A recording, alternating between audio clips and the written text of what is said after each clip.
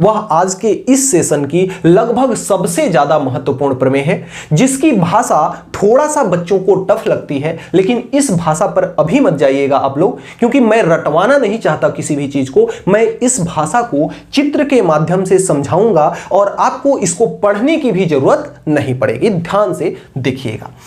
Thales theorem, जिसे हम क्या कहते हैं, प्रमेय, जो आपकी प्रमेय है, इसे हम थेल्स प्रमेय कहते हैं। क्या कहते हैं? इसको एक नाम से और जानते हैं, थेल्स प्रमेय। क्या कहते हैं हम? थेल्स प्रमेय कहते हैं, थेल्स प्रमेय। तो थेल्स थ्योरम इसका नाम है। क्या नाम है? थेल्स थ्योरम, जिसे हम कहते हैं आधारभूत समानुपातिक प्रमेय। आधारभूत समानुपातिक प्रमेय क्यों कहते हैं? देखिए, इस प्रमेय की शुरुआत उस समय हुई जब आपके ज्यामिति का विस्तार नहीं हुआ था, यानी वह आधारभूत शिला है, बहुत पुरानी प्रमेय है।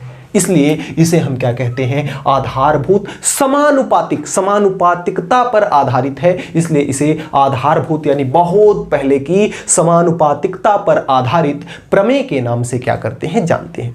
अब परीक्षा में किसी भी प्रकार से प्रश्न आपसे पूछा जा सकता है। देखिए, मैं एक अपनी बात बताता हूं।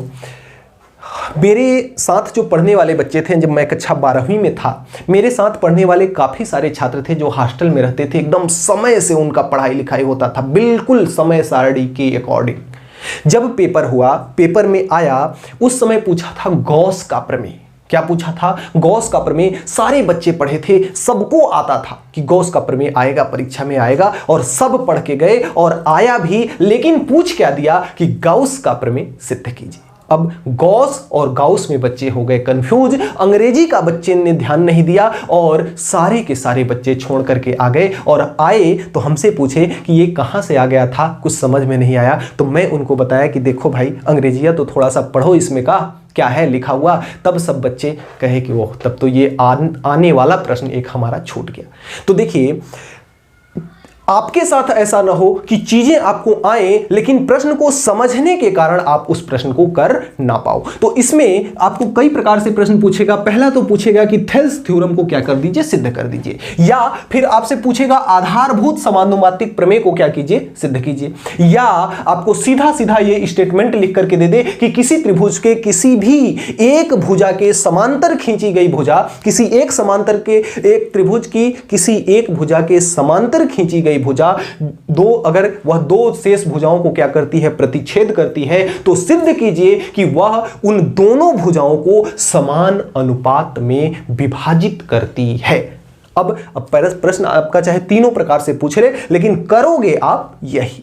अब आइए समझाते हैं इसकी थ्योरी को। इसकी थ्योरी ये कहती है कि अगर कोई आपके पास एक त्रिभुज है, कोई सा भी त्रिभुज है, अगर त्रिभुज में कितनी भुजाएं होती हैं? 3 भुजाएं। उन तीनों भुजाओं में से किसी भी एक भुजा के समांतर, चाहे तो इस भुजा के, चाहे इस भुजा के समांतर, चाहे इस भुजा के समांतर। समांतर भुजा जानते हो ना क्या होती है? जैसे अगर ये एक रेखा है, इस रेखा के समांतर अगर हम कोई रेखा खींचें तो समांतर की परिभाषा ये होती है कि जैसे ये अगर कोई रेखा है, इसको और इसको दोनों को हम अनंत तक बढ़ा दें, और इधर भी दोनों को हम अनंत तक बढ़ा दें, लेकिन एक दूसरे को टच ना करें, काटे ना, प्रतिच्छेद ना करें, तो ये दोनों रेखाएं क्या कहलाती हैं? समांतर। अब अगर मान लो जैसे ये भुजा ए और ये भुजा बी है, यानी ए बी भुजा के समांतर अगर एक हम क्या कर दें, इस प्रकार से एक समांतर भुजा खींच दें, एक रेखा खींच दें, समांतर रेखा खींच दें, तो ये रेखा AB के क्या है? समांतर है। तो अब आप देखिए कि जिस भुजा के, इस त्रिभुज के अंदर जिस भुजा के समांतर ये रेखा खींची गई है, उसके अलावा शेष दोनों भुजाओं को यह क्या कर रही है? प्रतिच्छेद कर रही है। शेष दोनों भुजाओं को, जिस भुजा के समांतर यह रेखा खींची गई है, उस भुजा के अलावा शेष दोनों भुजाओं को यह क्या कर रही है? दो बिंदु पर C, ये क्या है? ABC हो गया है, तो इसको हम मान लेते हैं D और इसको मान लेते हैं E। तो यह DE पर शेष दोनों भुजाओं पर क्या करती है? प्रतिच्छेद करती है। तो बस एक लाइन में थेल्स थ्योरम यही है कि यदि किसी त्रिभुज के किसी एक भुजा के समांतर कोई रेखा खींची जाती है, तो वह रेखा यदि उन शेष दो भुजाओं को किसी बिंदु पर क्या करती है, प्रतिच्छेद करती है, तो उन दोनों भुजाओं को समान अनुपात में विभाजित करती है। यानी कि इन दोनों भुजाओं का अनुपात जो काटी है ना, इन दोनों भुजाओं का अनुपात यानी कि भाग, और इन दोनों भुजाओं का अनुपात यानी कि भाग आपस में क्या होगा, बराबर होगा। बस यही थेल्स थ्योरम है। फिर से एक बार, थोड़ा लैंग्वेज इसकी टफ है इसलिए समझ में जल्दी नहीं आती है। फिर से समझ लीजिए कि यदि किसी त्रिभुज के किसी एक भुजा के समांतर कोई हम रेखा खींच दें जो कि शेष दोनों भुजाओं को क्या करती है, प्रतिच्छेद करती हो, काटती हो, तो वह यह रेखा इन शेष दोनों भुजाओं को समान अनुपात में विभाजित करती है। समान अनुपात में क्या करती है, विभाजित करती है। सबसे पहली बात हमको क्या लिखना है, सिद्ध करना है। सबसे पहली बात हमको क्या लिखना है, सिद्ध करना है। क्या सिद्ध करना है, इन दोनों का अनुपात आपस में होगा बराबर। जो किसी एक रेखा के समांतर यदि कोई रेखा खींचे जो शेष दोनों भुजाओं को समान क्या करती है, दोनों भुजाओं को क्या करती हो, प्रतिच्छेद करती हो, तो वह दोनों भुजाओं को क्या करती है, समान अनुपात में बांटती है, समान अनुपात में विभाजित करती है। यानी कि जो आपका CD बटे DA होगा, CD बटे AD जो होगा वह बराबर होगा CE बटे BE के। CE बटे BE के क्या होगा, बराबर होगा। बस यही चीज आपको सिद्ध करना है। थोड़ा सा इसका जो आपका कैप्सूल पॉइंट है उसको याद रखिएगा। त्रिभुज का क्षेत्रफल आपको याद होना चाहिए कि यह होता है 1/2 आधार इंटू ऊंचाई। आधार इंटू क्या होता है, ऊंचाई। त्रिभुज का जो क्षेत्रफल होता है 1/2 आधार इंटू ऊंचाई होता है। इस चीज को याद रखिएगा। इसी पर आधारित आपकी प्रमेय है, ज्यादा टफ नहीं है। ध्यान से समझिएगा, जो कुछ भी बताया जाएगा एकदम बड़े आराम से। अब इसके बाद हम यहां पे करते हैं इसकी रचना। क्या करते हैं, रचना। तो रचना इसमें हमको देखिए थोड़ा सा करना है। रचना क्या करना है, हमें बिंदु D को बिंदु B से मिलाना है, पहली रचना। दूसरी रचना A को हमें किससे मिलाना है, E से मिलाना है। और बिंदु D से CE पर हमको क्या करना है, एक लंब डालना है। और लंब कितने डिग्री का कोण बनाता है, याद रखिएगा, लंब हमेशा 90 डिग्री का कोण बनाता है। और बिंदु E से हमें CD रेखा पर क्या डालना है, लंब डालना है। और लंब हमेशा कितने डिग्री का कोण बनाता है, 90 डिग्री का। इतना हमें करनी है रचना। आइए देखते हैं कि इसके रचना में हमने क्या क्या किया। एक बिंदु D को B से मिलाया और बिंदु A को E से मिलाया, और बिंदु D से रेखा CE पर लंब डाला, और बिंदु E से रेखा CD पर क्या किया, लंब डाला। तो अब आइए हम देखते हैं कि रचना में हमने इसमें क्या क्या किया। सबसे पहला, जैसा कि आपको पता है कि रचना में हमने सबसे पहले D को बिंदु B से मिलाया। तो यहां से लिखेंगे कि बिंदु D को B से तथा बिंदु D को B से तथा बिंदु A को कहां से मिलाया, E से मिलाया। तो बिंदु A को कहां मिलाया, E से मिलाया। बिंदु A को हमने कहां से मिलाया, E से मिलाया। दूसरे क्रम में हमने क्या किया, दूसरे क्रम में हमने बिंदु D से रेखा CE पर लंब डाला। तो हमने दूसरे क्रम में रचना क्या की, बिंदु D से रेखा CE पर हमने क्या किया, CE पर लंब तथा E से CD पर लंब डाला, तथा बिंदु E से हमने CD पर क्या किया, CD पर हमने क्या किया, लंब डाला। क्या किया, लंब डाला। गणितीय भाषा में इसको भी लिख सकते हैं कि जो आपका, इसको मान लेते हैं M और इसको मान लेते हैं M, यानी कि जो आपका DM है वह लंब है किस पर, EC पर या CE पर, तथा जो आपका EN है, जो आपका क्या है, EN है, वह लंब है किस पर, CD पर, वह लंब है आपका CD पर। तो इसको चाहे तो आप गणितीय भाषा में भी लिख सकते हो, और चाहे तो आप इस तरह से इसको क्या कर सकते हो, स्पष्ट रूप से भी लिख सकते हो। अब यहां बात आती है हमें सिद्ध करने की। अब यहां पे देखिए कई सारा त्रिभुज बन चुका है। अब बारी बारी से हम त्रिभुज लेंगे, इसके हिसाब से चलेंगे। ये जो आपका जो सिद्ध करने के लिए है ना, इसके हिसाब से हम क्या करेंगे, चलेंगे। अब देखिए ऊपर में क्या है, CD है। यहां पे देखिए CD कौन सा है, CD आपका ये है, तो आप इस त्रिभुज को क्या करेंगे, काम में लेंगे, इस त्रिभुज को क्या करेंगे, काम में लेंगे, और इस त्रिभुज का लिखेंगे क्षेत्रफल। त्रिभुज का क्या लिखेंगे, क्षेत्रफल। ध्यान से समझिएगा, जैसे ऊपर में लिखा है यहां पर CD, तो CD इस त्रिभुज में आता है, ऊपर वाले त्रिभुज में आता है, तो इस त्रिभुज को लेंगे। कौन सा त्रिभुज है, त्रिभुज CDE है। तो यहां से हम लिखेंगे उपपत्ति में आप चाहें तो इसमें लिख भी सकते हैं, जो भी रहा होगा, कि हमारे पास एक त्रिभुज ABC है। क्या है हमारे पास, एक त्रिभुज ABC है, तथा रेखा AB के, भुजा AB के समांतर एक भुजा DE है, जो कि भुजा AC और भुजा BC को क्या करती है, प्रतिच्छेद करती है। इस चीज को आप लिख लेंगे उपपत्ति में। इसके बाद आप लिखेंगे क्या, इसके बाद आप लिखेंगे त्रिभुज कौन सा है, CDE। तो त्रिभुज CDE से, इस त्रिभुज से, अब इस त्रिभुज में क्या है, इस त्रिभुज से या दो त्रिभुज लेंगे, और नीचे में क्या है, AD है। AD किसमें है, AD आपका इस त्रिभुज में है, तो इससे एक त्रिभुज आपका आपने ये ले लिया, तथा या कॉमा, दूसरा त्रिभुज नीचे में कौन सा है, नीचे में आपका AD है, तो AD आपकी ये वाली भुजा है, तो आप इस त्रिभुज को लेंगे, यानी ADE को, त्रिभुज ADE से। जैसे जैसे है वैसे ही चलेंगे। ऊपर में है CD, तो ऊपर में हम सबसे पहले लिखेंगे CDE, यानी इस वाले त्रिभुज का क्षेत्रफल। तो इसके लिए लिखेंगे हम एरिया ऑफ त्रिभुज CDE।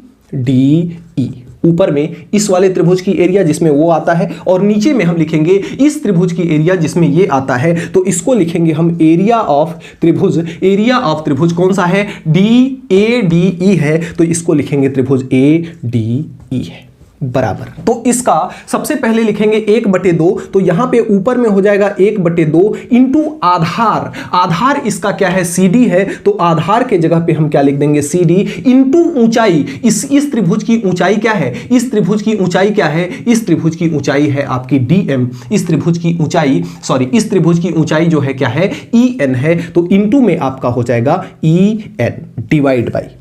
इस त्रिभुज की बात करते हैं, यानी ये वाला त्रिभुज जो है आपका ADE, ये वाला त्रिभुज जो है, इसकी बात करेंगे। अब इसके लिए इसकी एरिया जब लिखेंगे, तो एरिया में हम सबसे पहले क्या लिखते हैं, 1/2 इंटू आधार। अब इसका आधार आपका AD है, तो आधार के जगह पे हम क्या लिख देंगे, AD इंटू इस त्रिभुज की ऊंचाई। अब इसकी ऊंचाई को समझाने के लिए हम एक इस प्रकार का हमने त्रिभुज बनाया है, जो कि सेम एकदम ऐसे ही इसी पैटर्न में है, देख लीजिए इस पैटर्न में है। अब अगर इस त्रिभुज की कोई हमसे ऊंचाई पूछे, तो यहां पर अगर मैं रफ कार्य में इसकी ऊंचाई को आपको समझाऊं, तो इसकी ऊंचाई आपकी, जैसे ये त्रिभुज आपका ये बना, इस त्रिभुज को हम यहां पे ड्रा कर लिए, ठीक है। अब इस त्रिभुज को हमने यहां पर क्या किया, इस त्रिभुज को सही से ड्रा कर लेते हैं इसको। इस त्रिभुज को हमने यहां से क्या कर लिया, ड्रा कर लिया। अब इस त्रिभुज की अगर हमें ऊंचाई चाहिए, तो ऊंचाई देखिए ऐसे तो हम डायरेक्ट लेंगे नहीं, इसको अगर यहां तक बढ़ा दें, इसको अगर आगे तक बढ़ा दें, तो इसकी ऊंचाई जो है यही वाली तो भुजा होगी ना, इसकी जो ऊंचाई होगी यही होगी। तो यहां पर देखिए इसकी जो ऊंचाई होगी, अगर ये आपका त्रिभुज है, इस त्रिभुज को आगे तक बढ़ा दें, तो यही भुजा तो इसकी ऊंचाई है ना।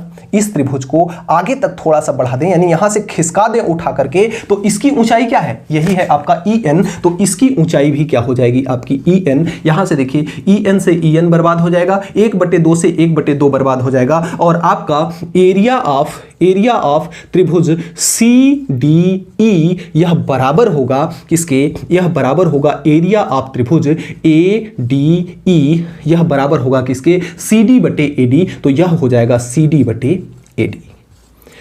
अब ये जो आपका आया, इसको मान लीजिए समीकरण नंबर 1।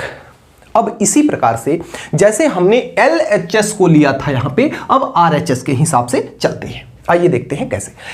RHS क्या है, CE है। CE इसमें ये वाली भुजा है, तो इस वाले त्रिभुज को, ऊपर वाले त्रिभुज को फिर से काम में लेंगे, यानी कि इसमें फिर से हम लिखेंगे एरिया ऑफ त्रिभुज। ऊपर वाला त्रिभुज कौन है, CDE है, तो एरिया ऑफ त्रिभुज CDE है, डिवाइड बाई नीचे में क्या है, नीचे में BE है, और BE इस वाले त्रिभुज में आता है, और इस त्रिभुज के लिए ये वाला त्रिभुज काम में आएगा, तो ये आपका हो जाएगा EBA यानी कि इस वाले त्रिभुज में लेंगे तो ये आपका हो जाएगा एरिया ऑफ त्रिभुज। एरिया ऑफ त्रिभुज, इस त्रिभुज को हमने क्या माना, इस त्रिभुज को हम कह सकते हैं ABE। इस त्रिभुज को हम लिख सकते हैं ABE, इस त्रिभुज को लिख सकते हैं ABE। अब बारी बारी से इन दोनों त्रिभुजों का क्षेत्रफल लिखा जाए। अब इसका त्रिभुज का क्षेत्रफल, इस त्रिभुज का क्षेत्रफल, इसके लिए अभी आधार हम इसको लेते हैं क्योंकि ये और ये दोनों आपस में लगभग क्या है, बराबर हैं। तो इसके लिए अभी आधार हम लेते हैं CE। इसके लिए आधार क्या लेते हैं, CE। तो ये हो जाएगा 1/2 इंटू क्या हो जाएगा आपका CE इंटू इसकी ऊंचाई अगर देखा जाए तो यहां से इस त्रिभुज की ऊंचाई अगर देखा जाए तो इस त्रिभुज की ऊंचाई क्या है, इस त्रिभुज की ऊंचाई क्या है, DM है। तो इसकी ऊंचाई आपकी क्या हो जाएगी, DM डिवाइड बाई, इसमें भी आपका 1/2 आ जाएगा, नीचे में भी। तो ये आपका डिवाइड बाई नीचे में भी हो जाएगा 1/2 इंटू इस त्रिभुज की बात करें तो इस त्रिभुज का आधार क्या है, BE है। तो आधार इसमें क्या हो जाएगा, आधार इसका हो जाएगा क्या, BE इंटू। अब इसके भी ऊंचाई के लिए हम यही अपना ये देसी जुगाड़ वाला कॉन्सेप्ट लेते हैं। अब ये त्रिभुज देखिए आपका कुछ इस प्रकार से है कि नहीं है, त्रिभुज आपका इस प्रकार से है। अब अगर इसकी ऊंचाई देखी जाए, ये वाली ऊंचाई, तो इसको अगर यहां तक बढ़ा दें तो यही तो इसकी ऊंचाई है ना। अगर इस त्रिभुज को हम यहां तक बढ़ा दें तो यही तो इस त्रिभुज की ऊंचाई बन रही है ना। तो इसकी ऊंचाई क्या हो जाएगी, DM हो जाएगी। तो इसकी ऊंचाई आपकी क्या हो जाएगी, DM। काट दीजिए जो करता है, DM से DM गया, 1/2 से 1/2 गया। अब यहां से आइए करते हैं हम यहां पे आपका एरिया ऑफ त्रिभुज कौन है, ऊपर में त्रिभुज है आपका CDE। त्रिभुज क्या है, CDE, और नीचे डिवाइड बाई एरिया ऑफ त्रिभुज ABE है। तो ABE, और यह किसके बराबर है, CE/BE के। किसके बराबर है, CE/BE के। अब अगर यहां से एक कॉन्सेप्ट और देखेंगे, देखिए इसको हमने माना है समीकरण नंबर 1 और इसको अभी के लिए मान देते हैं समीकरण नंबर 2। और समीकरण 1 और समीकरण 2 में देखिए तो ऊपर वाले तो दोनों में बराबर हैं, एरिया ऑफ त्रिभुज CDE, ऊपर वाला तो बराबर है, नीचे वाला हमारा बराबर नहीं है। नीचे वाले को बराबर करने के लिए आइए देखते हैं एक कॉन्सेप्ट। यहां पर ये देखिए, ये आपकी एक रेखा ED है, DE ये आपकी एक क्या है, रेखा है, DE आपकी एक रेखा है। अगर हम बात करें एक मैथ के कॉन्सेप्ट की, तो वह कॉन्सेप्ट कहता है कि यदि किसी एक भुजा से जितने भी कोण बना दिए जाएं, किसी एक भुजा को आधार मानकर चाहे जितने भी कोण बना दिए जाएं, समान ऊंचाई के जितने भी कोण बना दिए जाएं, वे सारे कोण का क्षेत्रफल आपस में क्या होगा, बराबर होगा। यानी यहां पर आप जितने भी त्रिभुज देख रहे हैं, सबका त्रिभुज का क्षेत्रफल, ये वाला हो चाहे ये वाला हो चाहे ये वाला हो, सभी का क्षेत्रफल क्या होता है, आपस में बराबर होता है। यानी किसी एक भुजा को आधार मानकर बनाए गए सारे त्रिभुज का जो क्षेत्रफल होता है वह क्या होता है, समान होता है। मैथ का एक कॉन्सेप्ट है। तो ये देखिए, ये त्रिभुज और ये त्रिभुज, इन दोनों त्रिभुजों की बात कर रहे हैं, एक ये वाला त्रिभुज और एक ये वाला त्रिभुज, ये दोनों ही त्रिभुज इस भुजा को आधार मान करके बनाए गए हैं। तो यहां पर हम लिखते हैं कि यदि तो देखिए, जो स्टेटमेंट हमने आपको बताया उसी स्टेटमेंट को हमने यहां लिखा कि किसी एक भुजा को आधार मानकर खींचे गए सभी त्रिभुज का क्षेत्रफल आपस में क्या होता है, बराबर होता है। यानी किसी एक भुजा को आधार मानकर उससे चाहे हम जितने भी त्रिभुज बना दें, सभी त्रिभुज का जो क्षेत्रफल होता है वह आपस में क्या होता है, बराबर होता है। ये आपके गणित का एक क्या है, सिद्धांत है। इसमें जितने भी त्रिभुज बने हैं सभी का एरिया आपस में क्या है, बराबर है। तो इस भुजा को आधार मानकर यह भी त्रिभुज बना है, यह भी त्रिभुज बना है, तो इसका एरिया और इसका एरिया आपस में क्या है, बराबर है। और जब इसका एरिया और इसका एरिया आपस में बराबर है तो यहां से हम लिख सकते हैं समीकरण 1 समीकरण 2 से समीकरण 2 से यहां से लिख सकते हैं। समीकरण 2 क्या है? समीकरण 2 ऊपर में लिखा है एरिया ऑफ त्रिभुज CDE।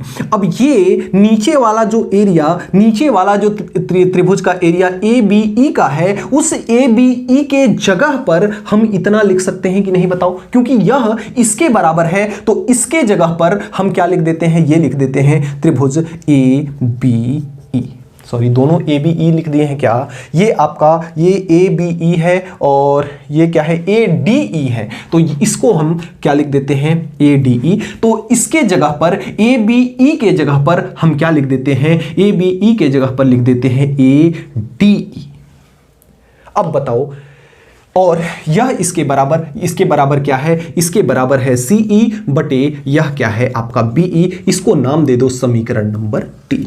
अब थोड़ा सा फोकस करना किस पे? थोड़ा सा फोकस करना समीकरण 1 व समीकरण 3 पर। समीकरण 1 और समीकरण 3 पर फोकस करना और देखना कि समीकरण 1 और 3 क्या है। एरिया ऑफ त्रिभुज CDE, एरिया ऑफ त्रिभुज CDE, एरिया ऑफ त्रिभुज ADE, एरिया ऑफ त्रिभुज ADE, यानी इसके जो LHS है वह आपस में, इसके LHS के क्या है? आपस में बराबर है। और यदि LHS इन दोनों के आपस में बराबर हैं तो RHS भी दोनों क्या होंगे? बराबर होंगे। तो यहां से हम लिख सकते हैं समीकरण 1 और समीकरण 3 से इसका RHS कितना है? CD बटे कितना है? AD। वह बराबर होगा किसके? CE बटे BE के। शायद हमें यही क्या करना था? यही हमें सिद्ध करना था। इति सिद्धम। तो इस प्रकार से प्यारे बच्चों हम थेल्स प्रमेय को या आधारभूत समानुपातिक प्रमेय को क्या कर सकते हैं? समझ सकते हैं। अब देखो CD बटे AD यानी इन दोनों का अनुपात बराबर है CE बटे BE इन दोनों के अनुपात के। यही तो थेल्स थ्योरम कहती है ना कि यदि किसी त्रिभुज के किसी एक भुजा के समांतर कोई ऐसी भुजा खींची जाए जो शेष दोनों भुजाओं को क्या कर दे? प्रतिच्छेद करती हो, तो वह इन शेष दोनों भुजाओं को समान अनुपात में विभाजित करती है। समान अनुपात में क्या करती है? विभाजित करती है।